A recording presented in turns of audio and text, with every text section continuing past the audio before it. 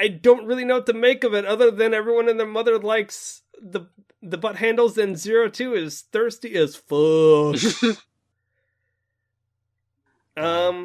She's the woman I want to be one day. Listen, with confidence and bravado and horns on your head, you two can drench anything in honey and then eat everything viciously. So basically, 約束だよいつかまた同じ笑顔で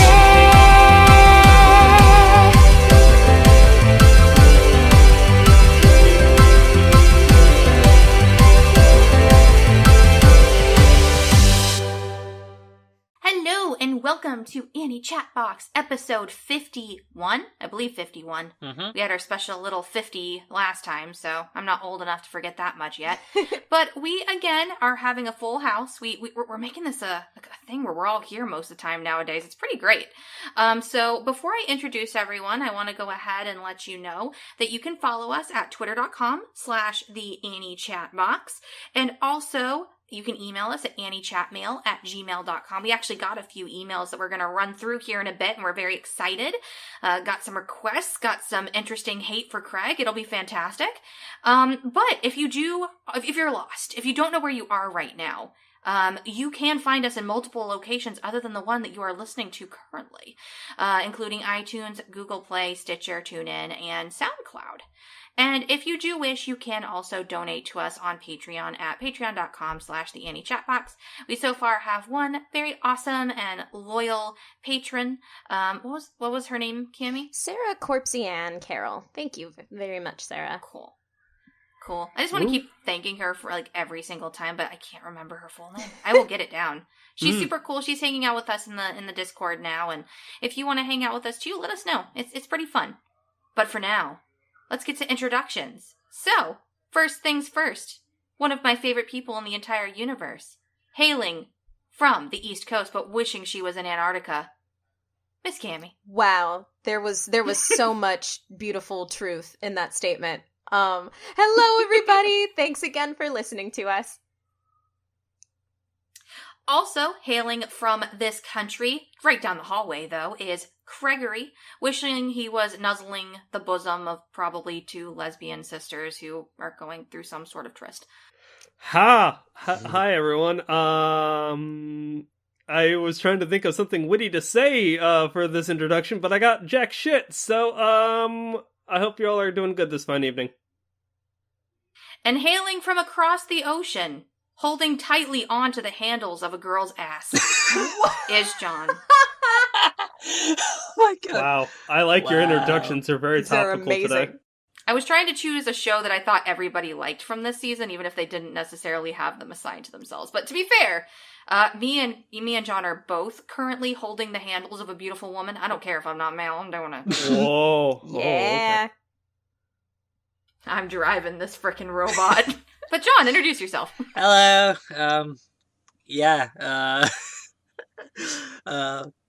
Not entirely sure what to say after that, but yeah, I'm really enjoying Darling in the Franxx at the moment. Please notice that he's not denying that he's grabbing the handles of a beautiful woman's ass. Mm-hmm. Just saying. I love the control schemes in that series. I watched Darling in the Franxx for the mech designs. For the high concept art. Yes, quite. Indubitably. But if you did notice, we are talking a lot about seasonal anime because before we go ahead and get started, we are going to go through some emails. But I did want to let you know that this is our first seasonal splash tank of winter season 2018, part 1. And we will be scooting on in to talk about some wonderful shows today. Each of us have 2 that we're going to discuss. But first off, I'm going to go ahead and let... Excuse me. We'll just let Cammie go first. Cammie, because I know you're super excited about this. Cammie, why don't you read the email that we got in from a beautiful young lady? Of course, it would be my pleasure.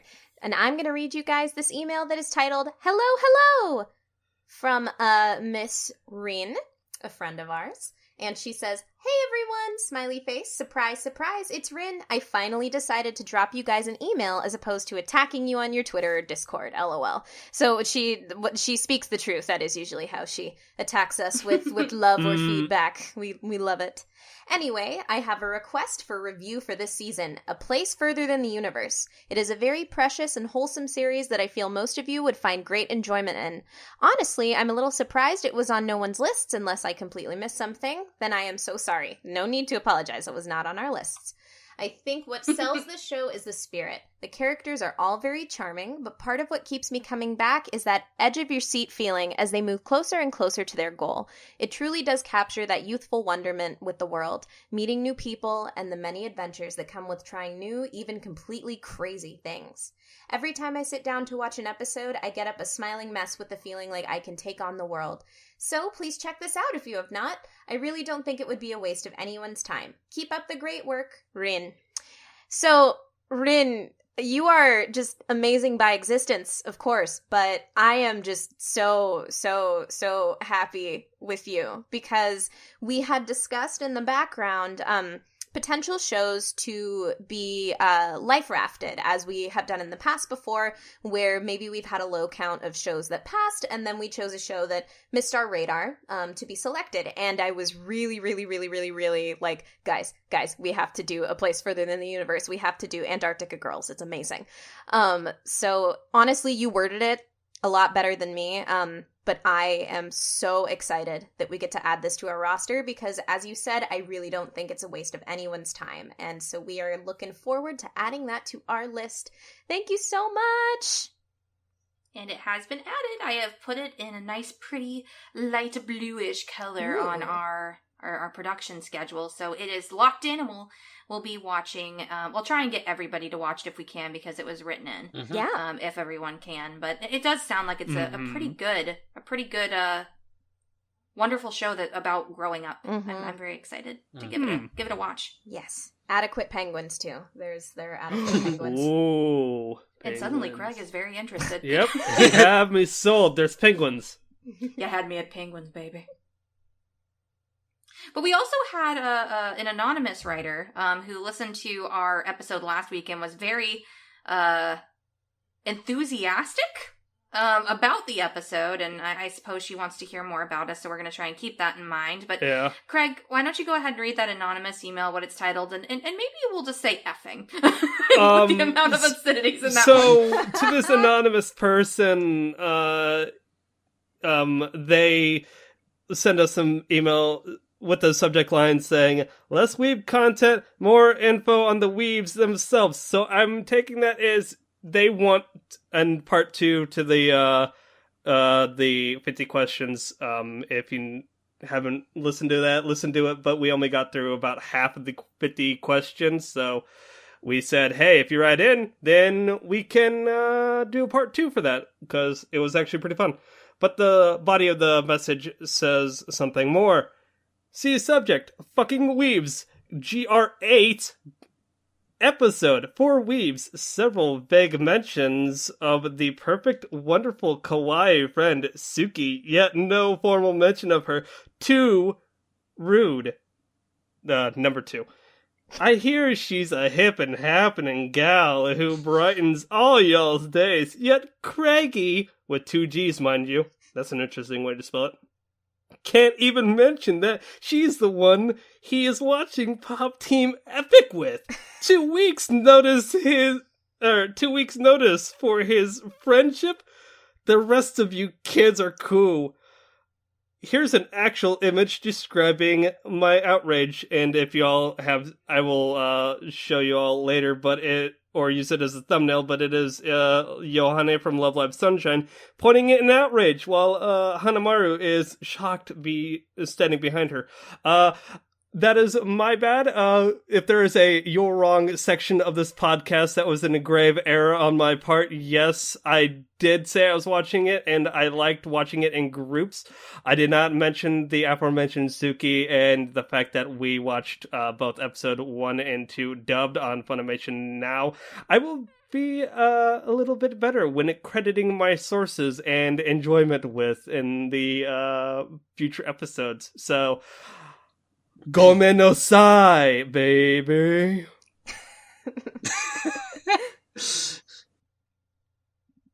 Well, dang. And we also have a third email from the actual Suki, I suppose, instead of, the anonymous, not Suki, that actually wrote in a while ago. We just hadn't had a chance to read it on air, and it's also got another recommendation, just to show that you guys can recommend stuff from the current season and also older things that we'll try and get to as well, as long as we don't get too many recommendations. But for now, we've got a lot of empty slots we could fill. So, John, why don't you fill us in on that? So, the subject is recommendation, and the body reads, I'd like to request the anime Yamibo, aka Yami Toboshi to Hon no Tabibito, because I want you all to feel the way I feel about it. I know John said he already saw it, but I've been wanting to request this for months. It's got everything a good anime needs: jumping between worlds, schoolgirls, pancakes, and lesbians. Love you. Heart, heart, heart, heart, heart, heart, heart, heart, heart, heart, heart, heart. All written as less than 3. Suki. So, Yamibo. I feel like the hearts that she typed, I feel like were just immediate apologies. Like apology hearts. She's like, if I type enough hearts, they're not going to hate me by the end of everything. I will say episode 1 doesn't sell it too great. It's a wobbly camera. But they knock off the wobbly camera thing after episode 1. They realize it was a terrible idea, I think, but not enough to edit it out. And John, it's an older show, right? Mm-hmm. Okay. It was cool. it was actually already kind of obscure when I watched it. It was a case of I went onto a site to find anime, and I was just like, let's just pick a random title that I can actually watch, and let's see what it's like. And I did actually really enjoy it, but this is me we're talking about, so that doesn't say much. I'll also throw it out there that that's also how I came across School Days. So I stopped that. I stopped that practice after that. Do you want to fucking go? The ultimate metric, right there. You just find the show by random. Do you want to fucking go, John? Do you want to throw down? You know what else is random? What's that? This transition. So, that being said, that's all of our emails. We're going to add those 2 animes to our roster, unless John wanted to say anything more about that email. Well, again, this is, a much older series. I think 90s? I actually cannot remember off the top of my head. Or, early 2000s. Late 90s, early 2000s, I'm not sure. And yeah, it is quite the series. But we are, sure enough, because you've asked us all to watch it, we'll be watching it. I will definitely be rewatching it, because I know there's a lot I've forgotten about the series. I actually completely forgot about the thing with the pancakes, so...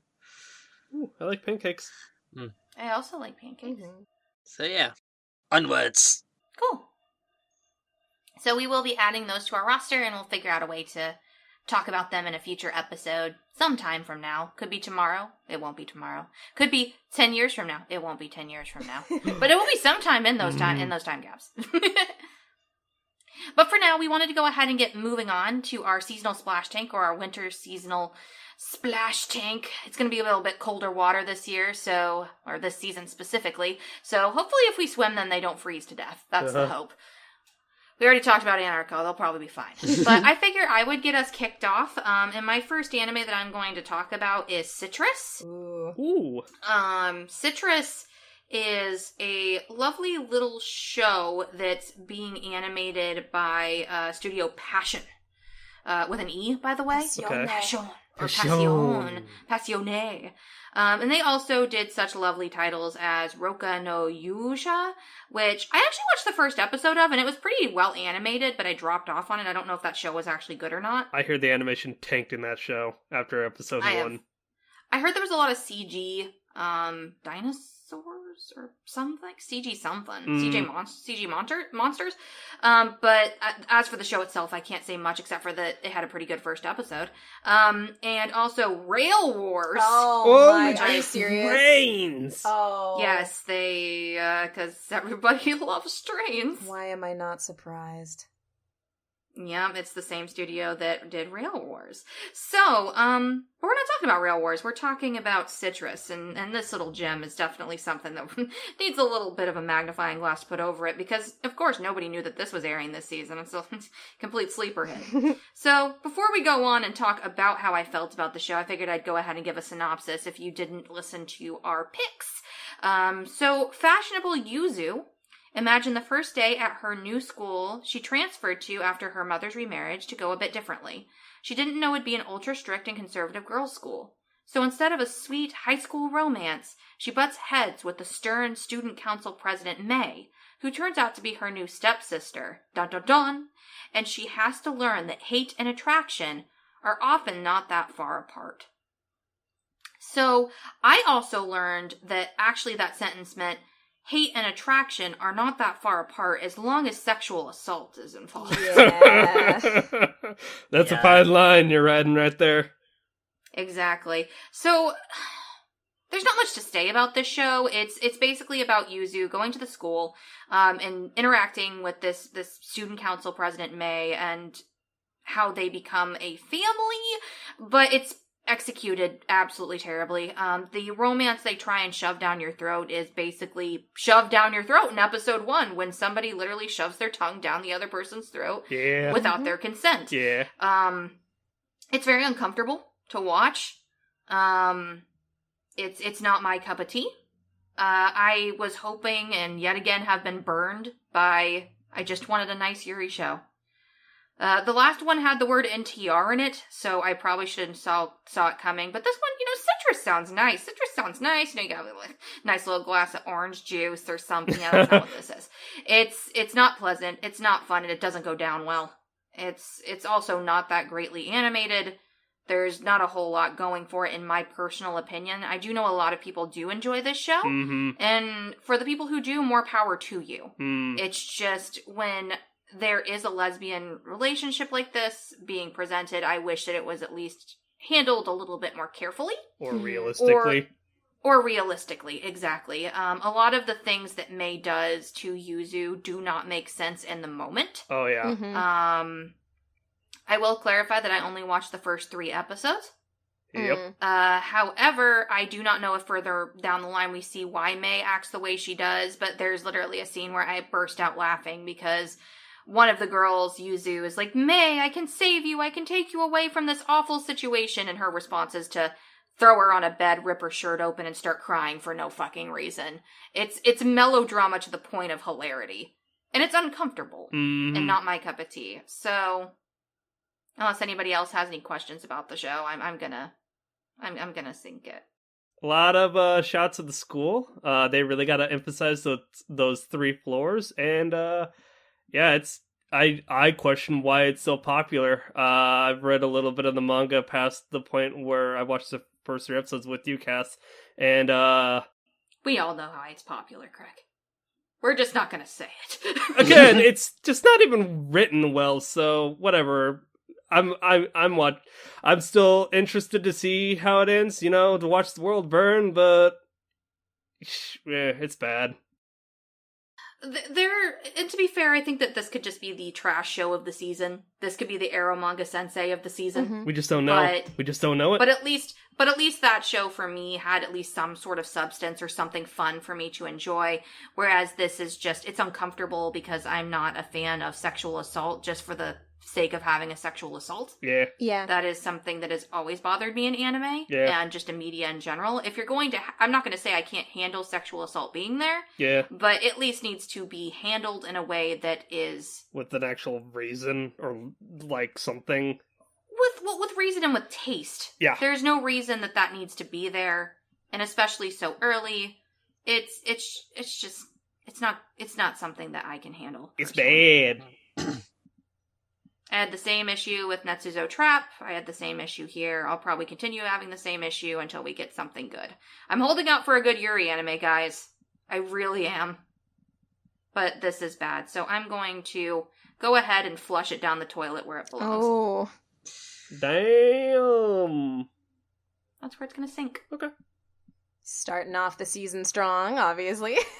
Yeah. Yeah. High hopes. And, well, speaking of hype, there's some hot memes on our way. Why don't you take us away, Cammy? All right. So my first show on the docket is Poputepipikku or Poputepipikku or Poputepipikku. It changes every time. Yep. Also called Can you do one in slow-mo? Poputepipikku. Hey, Patrick Thank you. Warburton's here. Or Pop's Team. God, I appreciate you so much. Pop Team Epic. And Pop Team Epic is animated by a small studio called Kamikaze Doga. When I looked them up, all I found were a lot of random, just like one-shot OVAs that all were about like rated a 6 or 7 on my anime list. 2 titles do include Co-Colors and Amanatsu. I've not seen any of them though. But I have seen this one, and the synopsis says, 2 high school girls, the short and exceptionally quick-to-anger Papuko, and the tall and much more calm Pipimi, do insane things and swear like sailors, in this absurdist comedy filled with references and meta-humor. So I also noticed a special section in the My Anime List page that they added, which was a background section. And I thought it was pertinent that I read it as well, because this is a discovery that we all made upon watching the show. Poputepipikku is based on B-Cub Okawa's 4-koma manga series of the same title. Each episode consists of a 12-minute segment repeated twice. The repeated segment contains a different voiceover by another voice actor with variations on the skits. So yeah, I mean, I think that there is an absolute reason that Mal put that in there, so I wanted to include it. Because, honestly, that is just one example of how much this show just does not give a fuck about its audience. Nope. They are there to mess with you. And honestly, it's kind of, I had fun being along for the ride for that. Just kind of seeing the madness entail. It's one of those things where it's like, let's think of something like less morbid. It's like a building, like a really old building that's just like being demolished, and you just kind of have to stare at it, like stare at the wreckage. Yeah. You know, Yeah. that's really like why I keep coming back to Pop Team Epic each week. And one thing I think for me, it literally just reminds me of Adult Swim, like Robot Chicken, straight up. Yeah, I was going to say the exact same thing. Yeah, because of the 4-koma operation, but also just the referential humor, the really just like absurdist what the fuck humor, and maybe just so much in the same ways as when Robot Chicken hit really well and made me laugh, and I remembered the skits. And I think the same thing goes for Pop Team Epic. There are skits that I really do enjoy and, you know, have already just become household memes. So that is a mark of just how enjoyable I think the show can be. Granted, I don't think I get as many of the skits, sometimes just due to the very specific Japanese humor, but I also have some fun watching, like, Get and I watch it, and we try to decode every reference, and then usually we'll end up going on a Reddit forum and, like, seeing references that people caught. Like, it's just kind of a fun little adventure. There are specific skits called Bob Team Epic that are animated in a terrible, like purposefully terrible, like flash rendered animation, and those are not enjoyable at all. Nope. Again, I don't think I think they know they're not enjoyable. I think that, again, they just want to fuck with you. But it's like, overall, I really do enjoy Pop Team Epic. I find it very funny. I do think, though, like Cassie, and you can expand on this in a sec, but you said it can be hit and miss, and I do think it's very hit and miss at times. But, you know, something keeps me going back to it every week. Maybe it's just the sheer uniqueness of the show, because there is not another show this season like it. There hasn't been a show like this in many, many years. And it's one of those things that I honestly recommend to watch because it's there. Like, it's topical. That's also why I put it on my list. It's because I knew this was gonna, just garner a lot of attention within the anime community. So I recommend you watch it. But here's the thing. Like, when I really thought about it, and I was like, let's look at the way that we review shows. We review based on story. We review based on the quality of characters. Then we talk about the art, and then we go into, like, overall. This is not a show that fits into our review rubric. This show does not need a review and recommendation from our anime podcast. Like, it's not that way. And so I don't think there is a point in us reviewing it, though I know many of us probably will still watch it because, again, it's just, it's like a sensational thing. Like, you're gonna watch it and see it because it's there. But there is no need to pass it. I definitely recommend people check it out. You'll find out pretty quickly if it's something that you enjoy or not. So I'm not even going to say, yeah, it'll sink. So it goes rolling down the hill, a la Pee Me rolling Papuko down the hill, and then they trip and fall in the ocean. It seems like it would happen. Yeah. Right? I will say, to expand upon what Kami said, and I was told this, and she said it, and Suki said it as well, but, like, they do have the dual sides, A and B sides, Yes. for 12 minutes. Both male and females voice the main characters. It is again, and this goes back to the anonymous email that we got, it's a joy to watch dub and sub, just to hear the different takes. Chris Sabat as Papuko in episode 1 crushes it. You have Brenna Palencia, Colin Clickenbeard, like Caitlin Glass, and just other male voice actors. It's great. So I actually, that's a good point, Craig. Thank you for bringing up the dub, because I personally found that I found the dub almost a lot more funny. I don't know about you guys who've also seen the dub, if you felt the same way.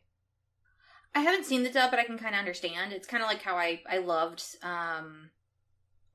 Penny and Stocking. I loved Panty and Stocking, but I loved the dub more. And I think that's just because of how it's presented to us, especially with the quick humor. But, we'll see how it goes. I think that this is a show that we're all talking about. Yeah. Okay, next up on the docket is John talking about Mädchen, it looks like. Okay, your turn. Yep. Go. So, out the gate with them books in hand. So,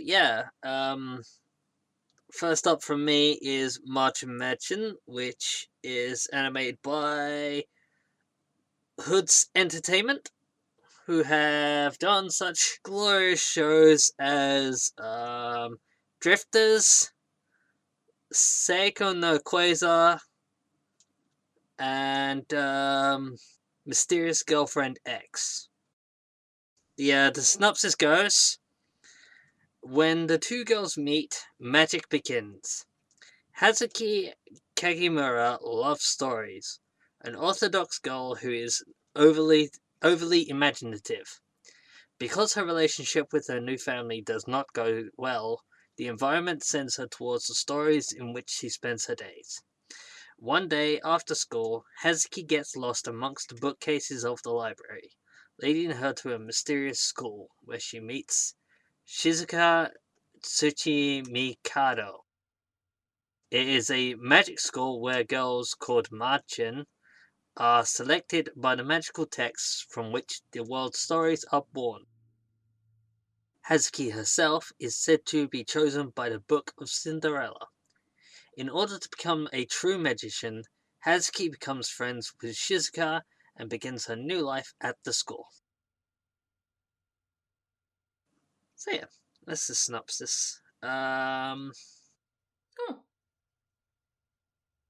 Where to start? You're a wizard, Harry. I will say it's a cute series. But I will also say that our protagonist spent almost half the first episode naked.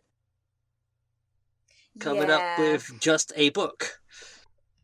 Like you do. And I was sort of expecting it to be some sort of like Little Witch Academia, Harry Potter kind of, oh, here's, you can use magic, here, we'll teach you how to use your magic.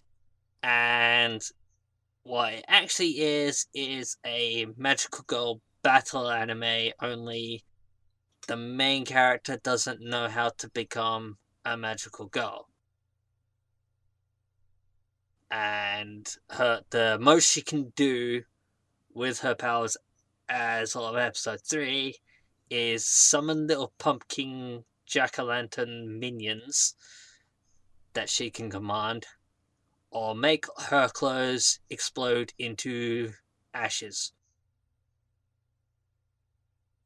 leaving her naked again. And Quality it's just content.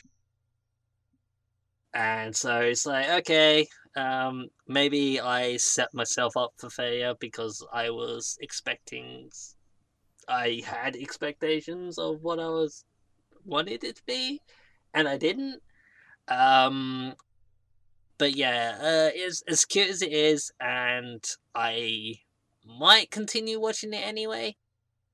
I am going to sink it, unfortunately. What to sink it in?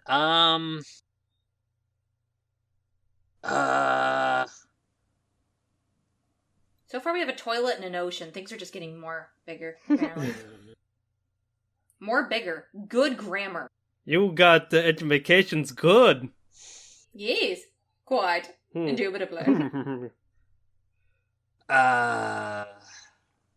It sinks into a pool of the ashes that comes from her exploding clothes from all the time. Beautiful. So, oh gosh, that's even double suffocation. Poor girl. This show has to appeal to someone, and we aren't the target audience. I saw those screenshots, and even I'm like, I don't know if I should be looking at these screenshots. But libraries. But libraries. John, I just honestly thank you for helping me dodge the bullet of Mädchen, because I very much like you. I had high hopes, but like halfway through episode 1, and then as soon as her clothes ripped off, I was like, this is garbage.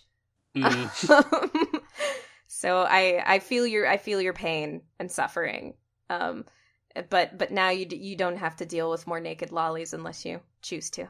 So yeah, you are set free. You are free, my son. Go. I've Go heard now. there's a lot of naked lollies this season. It's kind of Ooh. weird. Yikes. Well, dang, we're rolling along pretty quickly. So I guess it means it's your turn, Craig. Let's go talk about Devil May Cry Baby. Just kidding. Devil May Cry Baby. Let's talk about that. Lucifer Lad, Sissy Boy. Such other names to confuse Cass and think of the video game series Devil May Cry. It is Devil Man Cry Baby. Crybab. Crybab. Crybab. Can we refer to it as Crybab from now on? If you wish, that is fine. The studio is Science Saru, according to not Netflix. My anime list. Also, it should be noted that Netflix footed the bill for a lot of this, and this is considered an original net animation. It dropped simultaneously on January 5th in all regions, Japan and the States and Europe and what have you. So that is kind of unprecedented. Let's break down the synopsis if you don't remember. Akira Fudo is informed by his best friend Ryo Asuka that the demons will revive and reclaim the world from the humans. As the humans do not stand a chance against the supernatural power of the demons, Ryo suggests fusing with the demon. Akira becomes Devilman with the power of a demon and the heart of a human.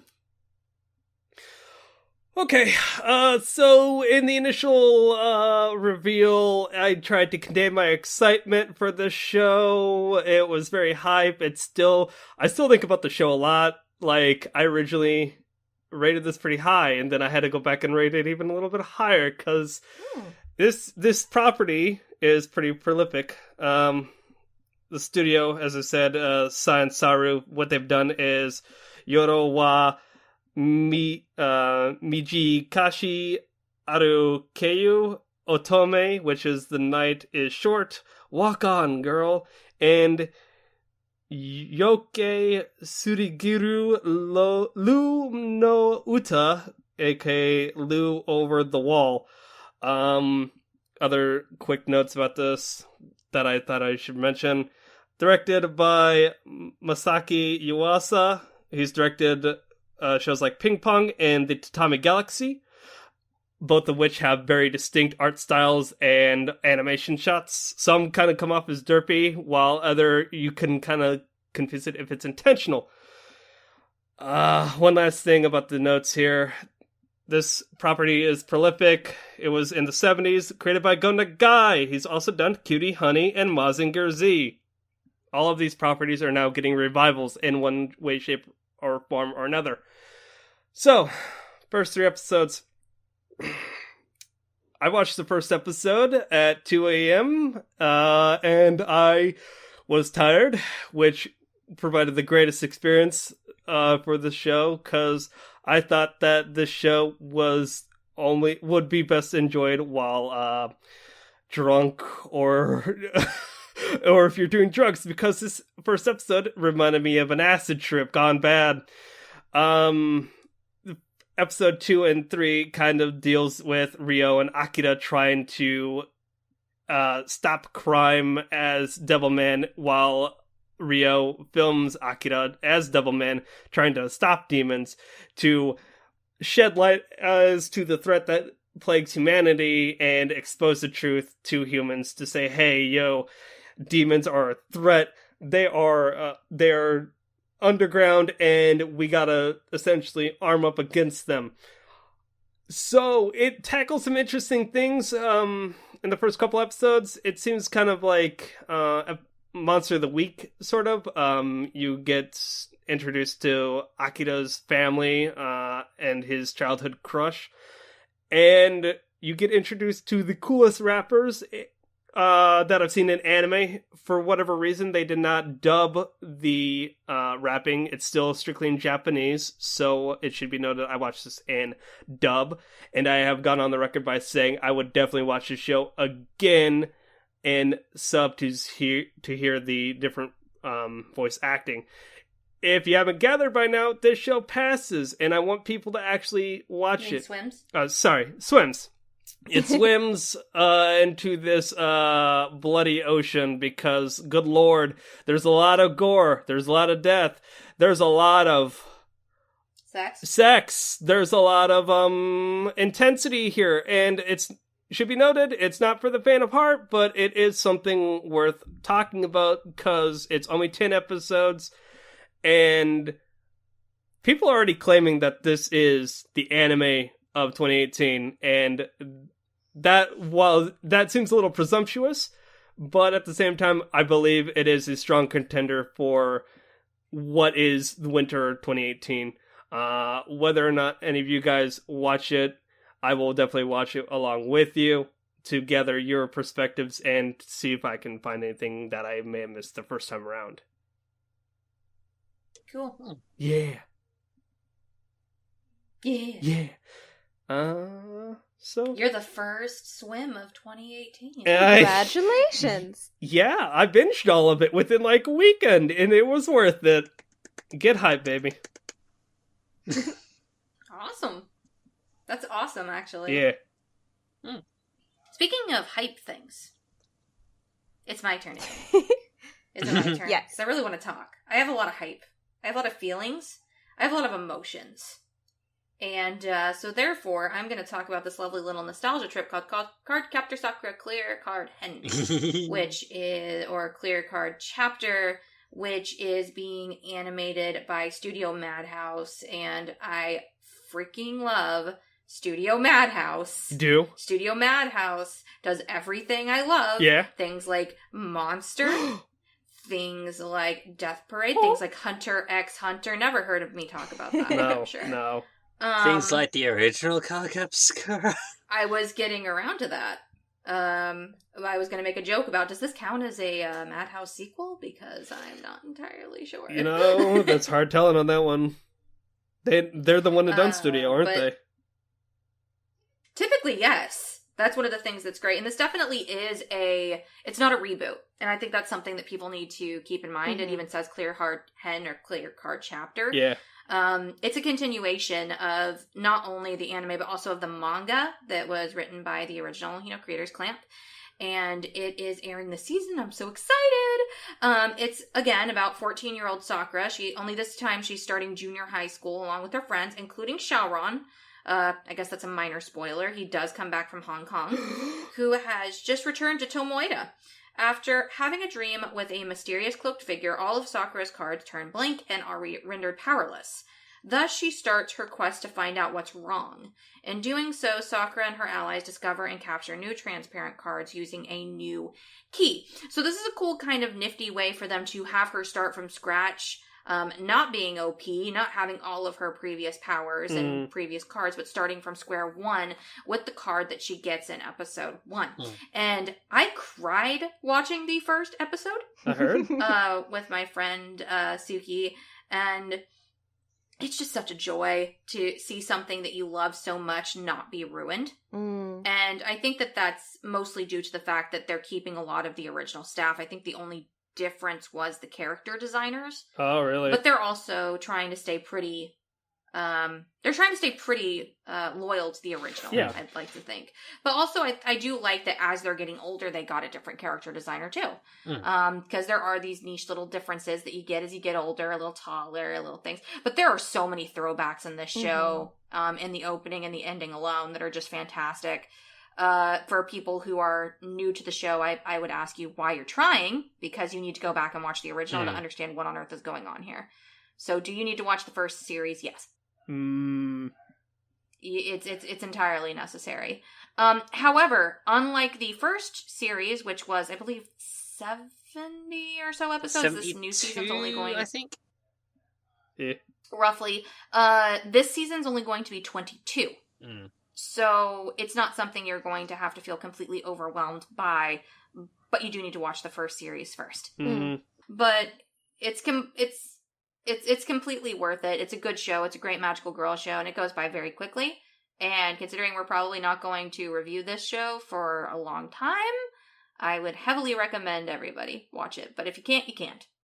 But anybody who's listening, please watch it and let me not cry and be alone in this nostalgia trip. It'd be great. So yeah, that needless to say, it swims. It's a flying high. It's probably one of my favorite shows of the season. Nice. It's good stuff. Cass, you showed me the opening and the endings, and I watched a bit of the first episode on Funimation Now. Dub is pretty solid, and that opening it's gorgeous. That art is gorgeous. Madhouse. Yeah. Good old Madhouse. Yeah. I just wanted to say that I watched episode 1 of Cardcaptor Clear Card Arc with the dumbest grin on my face the entire way through. It's fantastic. It's a good show. And I'm excited to share it with whoever shares it with me. Moving on, let's talk about other happy things. I like talking about happy things. You know what makes me happy? Camping. That's a lie, but the show makes me think that I like camping. Right? Let's talk about it, camping. False sense of delusion, that one. Moving on up the mountain, we go to my second impression, which will be on the show Yuru Camp, or Laid Back Camp in English. So Yuru Camp is animated by a studio called Sea Station. They do have some full-blown series, unlike Kamikaze Doga that did Pop Team Epic. They had a show called Girlfriend Kari and Seikoku no Dragonar, which aren't any shows I've heard of, but they had like 12 or 13 episode counts, so, there's that. And the synopsis for it goes, Nadeshiko, a high school student who had moved from Shizuoka to Yamanashi, decides to see the famous 1,000-yen bill featured Mount Fuji. Even though she manages to bike all the way to Motosu, she's forced to turn back because of the worsening weather. Unable to set her eyes on her goal, she faints partway to her destination. When she wakes up, it's night, in a place she's never been before, with no way of knowing how to get home. Nadeshiko is saved when she encounters Rin, a girl who is out camping by herself. This outdoorsy girl's story begins with the first encounter between Nadeshiko and Rin.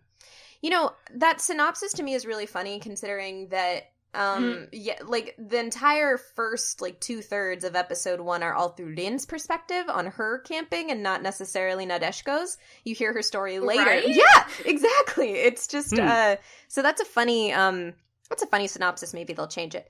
But yeah, it's a show about girls that have an interest in camping for honestly some varying reasons, which is honestly really nice, but how they find each other and start bonding over camping. And I was initially drawn to this show because mostly of the art and the character designs just were very pleasant.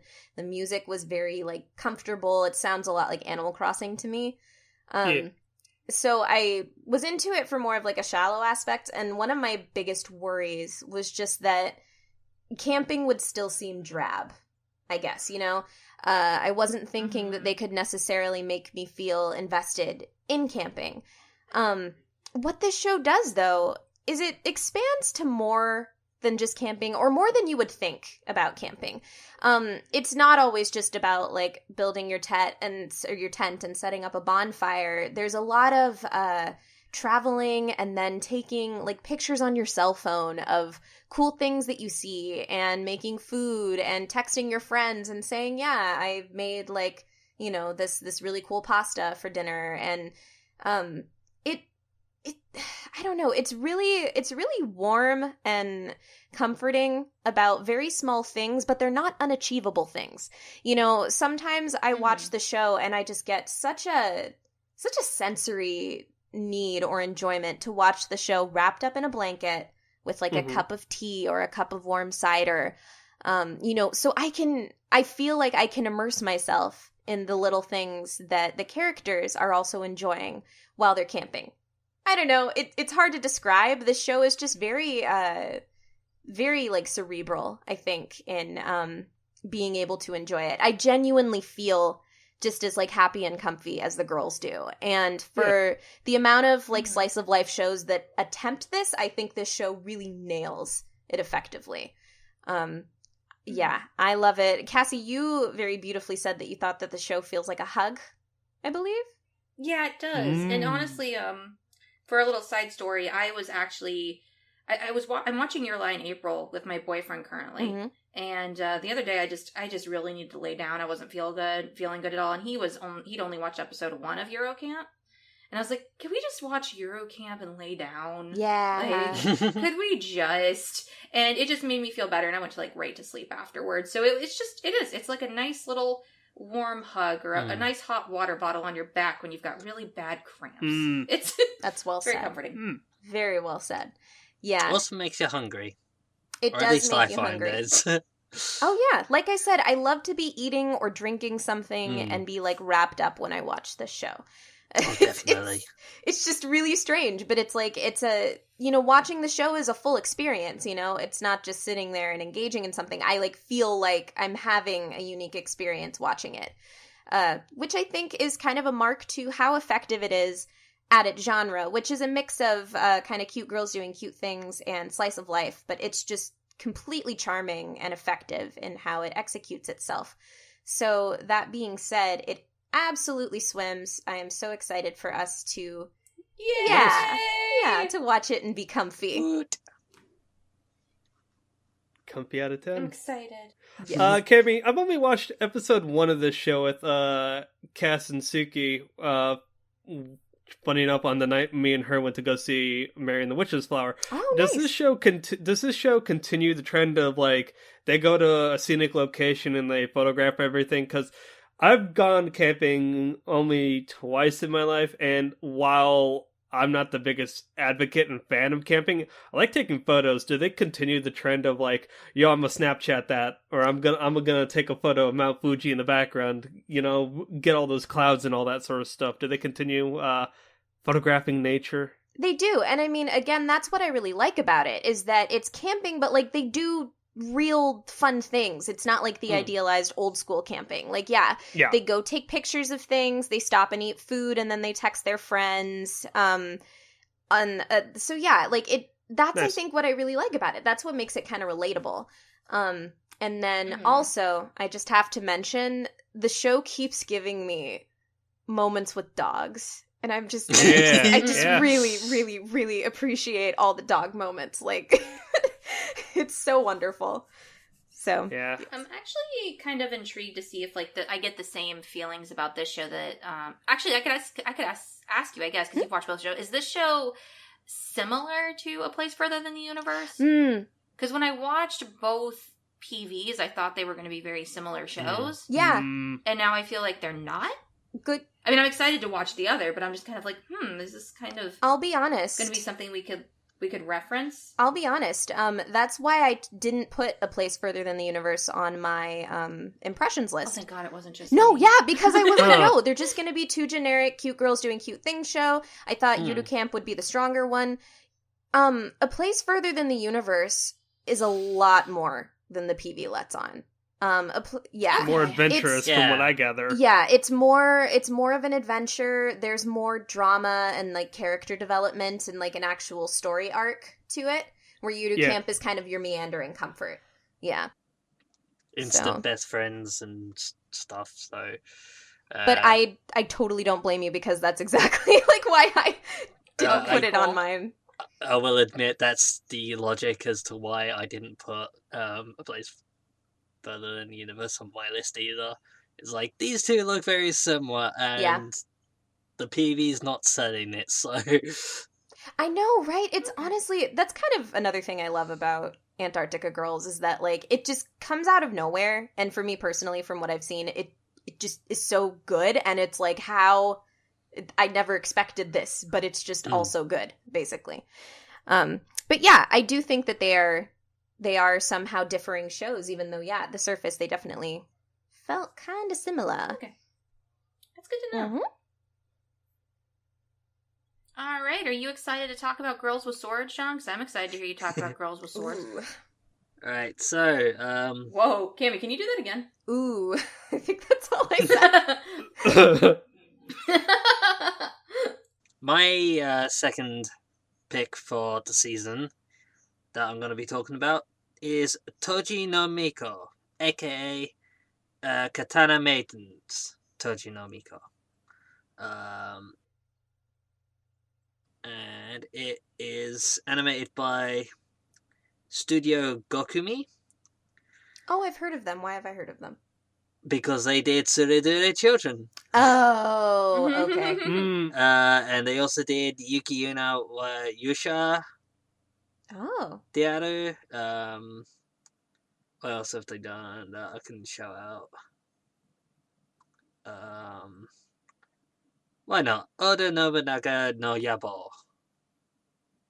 Which I actually can't remember what that translates to. The ambition of the ambition of Oda Nobunaga. So, yeah. This series was kind of the complete opposite of March and Mädchen in my initial impressions, because this one I knew, well, this one like was selling itself to be a girls battle anime, and I was like, sure, I'll put it on my list, because why not? And with how much how similar everyone's picks did end up being, I ended up actually getting it, despite it actually being kind of low on my list. But anywho, the synopsis goes: there's an evil creature called Aratama that attacks people, and a group of Miko has been exorcising those creatures using swords since olden times. Those who wear uniforms and swords are called Toji, who are officially called Tokubetsu Saishi Kito Tai, or Special Ritual Maneuver Team, in the Police Association. They are officially approved to wield the swords by the government officials. The government has established 5 training schools consisting of junior and senior high levels for the female students to attend. They spend their student life normally and use special skills with the swords when they're doing missions to protect people.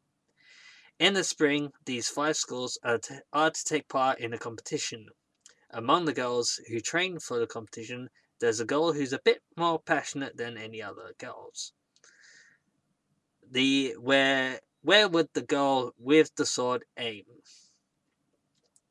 So yeah, it's just like, hey, there's going to be a competition between these girls.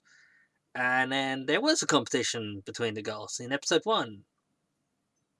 And then the competition ends, and rather abruptly because of something that happens.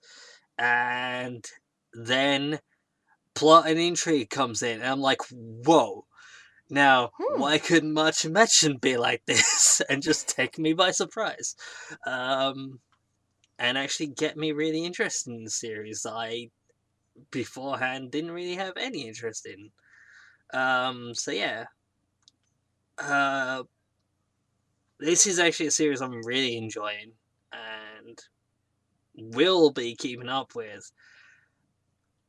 But at the same time, I am hesitant to pass it because I'm not sure anyone else will enjoy it, for one. And just stepping back and thinking, okay, as much as I'm enjoying this, comparing it to some of the other stuff I'm watching this season, and how much good stuff there is it good enough? And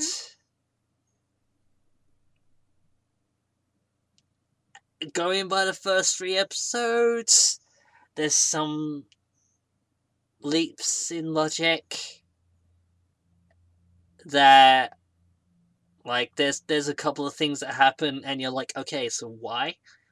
And it takes a bit for them to actually explain why. And just those leaps in logic can throw you for a bit. And yeah, so unfortunately there's a couple of bits that I think are really holding me back from actually passing this. Okay. So I'm gonna have to sink it, but I personally will continue to watch it. So who knows, it might come up later down the line if it does turn out to be something really good. But for now, it sinks. Did we just have an episode where John was meaner to his shows than we were? Dang, John's stepping up the game. Critical eye. I am both amazed and so disappointed in myself for ever doubting you. Yeah, man. God damn. God Stepping up damn. your critic game. I will also admit, part of that was because, like, I didn't want everyone else to hold back on passing some of the shows that they've got that I really like, so they can. Oh, hey, that's a tactic. So what are you trying to say? I was so proud of you, and what you're telling me now is you're trying to. Yeah. It might work. It might be an actual legit tactic, but God, I didn't know you had it in you. But yeah, I don't want to be too mean with sinking it, but I gotta sink it. So what does sink it into? I think that the only person was harsh, so it's probably me. Rightfully so, though. I think that Pop Team Epic, like, she turned it into a skit. Yep. And I think that that we haven't even gotten to a fail from Craig, so, like, the only person who's been a bitch is me. So but again, rightfully so, Cassie. Rightfully so for what you had to put up with. But it's a tradition that we need to decide on what they sink into. You could sink into something light. Yeah, light and easy. In the blood of their enemies. Damn.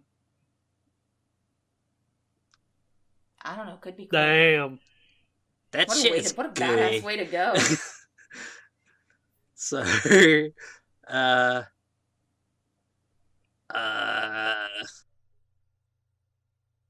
sure, let's go with that. They sink into the blood of their enemies. All right. So, Craig, I'm intrigued. Let's talk about butt handles. Okay. It's the year where mecha fans will finally be satisfied. We are no longer shackled with Sunrise and their Gundams. Satisfied. Darling in the Franks, or Franks, or Frankfurters, That was amazing. or hot Grace. dogs. You curled your R's. Anytime you mention it, please express that. So this one everyone liked because, it's a collaboration between Studio Trigger and A1 Pictures. What they've done, you all know this by now, Shigatsu wa Kimi no Uso, aka Your Lion, April, and they've done, that was A1. They've done a bunch of other shit. Go look them up on Mal. Trigger, what they've done. Shout out to Space Patrol Lilico, because that's charming and cute as fuck. So, synopsis goes as such. Story is set in the distant future. The land is ruined, and humanity established the mobile port city of, Plantation. Pilots produced inside Plantation live in Mistalum, also known as the quote-unquote bird cage.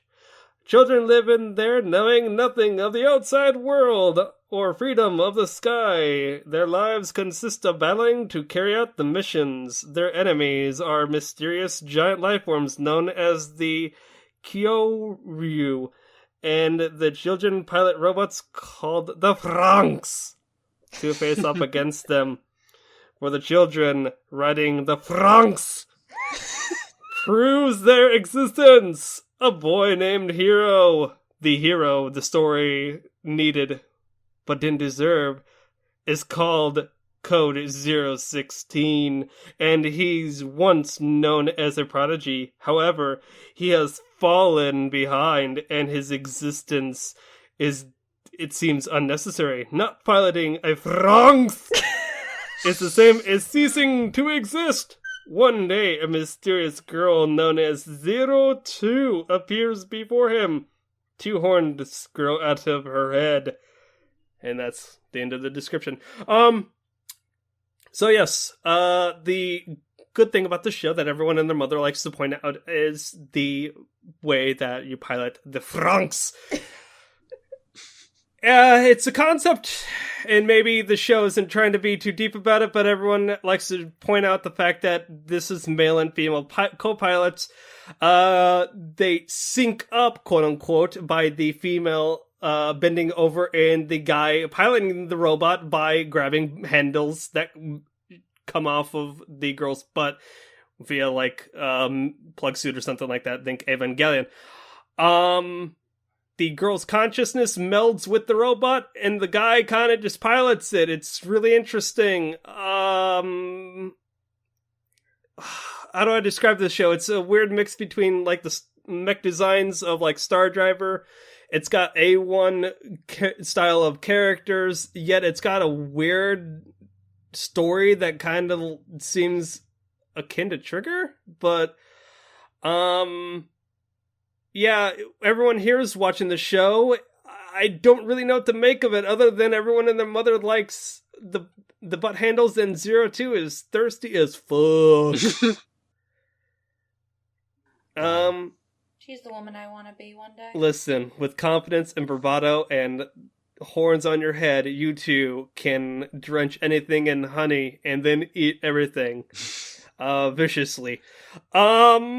So, basic gist of episodes 1 through 3. Boy wants to be the pilot, but he can't pilot. He meets a hot chick who almost eats a fish, and then is enamored by her. A spoiler, this show doesn't really, kind of comes up with the thing that the kids don't know what sex and physical attraction is, and that's what powers the robots. So by episode 2, his childhood best friend gets hella jelly over the fact that he and the hot chick were able to pilot a robot and fend off enemies to protect the city. And in episode 3, it continues that trend by what they call the compatibility of other guy pilots and girl pilots, and to see if they can sync or not. It's weird because it's all driven by attraction, I think, and it's kind of bad and sad when episode 2 kind of made a bad joke at the tail end of it, and I was like, damn, that sucks. Sorry, hero. There's a level of trust in there as well. Yeah, trust, right? And if you get your vision or your thoughts get scattered, then the robot Link just drops. Mm-hmm. It's really interesting, and I'm very curious to see where it will go. I've talked to Cass on and off again every now and again by saying this concept of heterosexuality, and what if the ultimate twist in the show is the girl will be the one piloting the guy with butt handles? Or then they'll never do this, but what if they introduce a character that is bi or that is strictly gay? Either way, I'm kind of rambling, so bottom line, this show passes just to see what the fuck happens in this show, in this world. Swims. It swims. Damn it! I keep saying passes. Swims. It swims into the wide ocean. Do you guys have anything to say? I've been talking a lot. Not really. I just think the show is very interesting, and I'm happy that we're going to get to talk about it. Mm-hmm. Especially because I think that it does warrant a lot of discussion for something that seems like a very fan servicey show. Yeah, for sure, right? I've seen some people dismiss it because of the fan service and say, why can't it be like such and such other series? And I'm Sex like, sells. and I'm also like, well, you're comparing the first. Oh, this was only episode 1 out at the time. It's like you're comparing episode 1 to an entire series, and if you think back, that other series also had quite a bit of fan service in it, and they were only pointing at the fan service as being the reason why it was bad. Like, why does it need to have fan service? So Well, to some That's people it. that can be a turn off, Yeah. and it's fine. And that's what I was going to say. Bottom line, this show will probably have a divide where people will look at it and be like, butt handles, 02 is thirsty as fuck, I don't really need this. Or there will be us and those at home that will be in for this wild ride that is Darling in the Franks. Bless. Yeah. So stay tuned. In the wise words of 02, do you want to ride? Can't see it, but I'm 2 thumbs way up. Yes. But yeah, as a quick little rundown again, today we have Sunk, Pop Team Epic, Mädchen, Toji no Miko, and Citrus.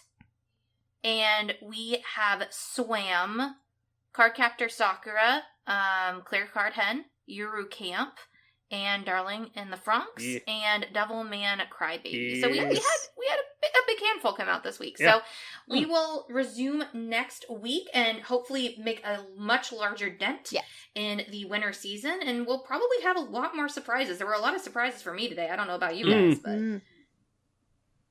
lots of interesting surprises. Mm-hmm.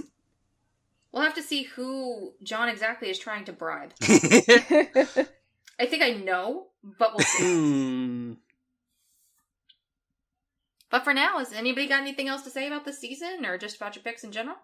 Oh, well, I can't remember if I just mentioned it on a call that we were in, but again, I think that this is probably the strongest season for impressions that I've had, where everything that I've watched has been enjoyable. Nothing's felt like a slog. And that is very rare.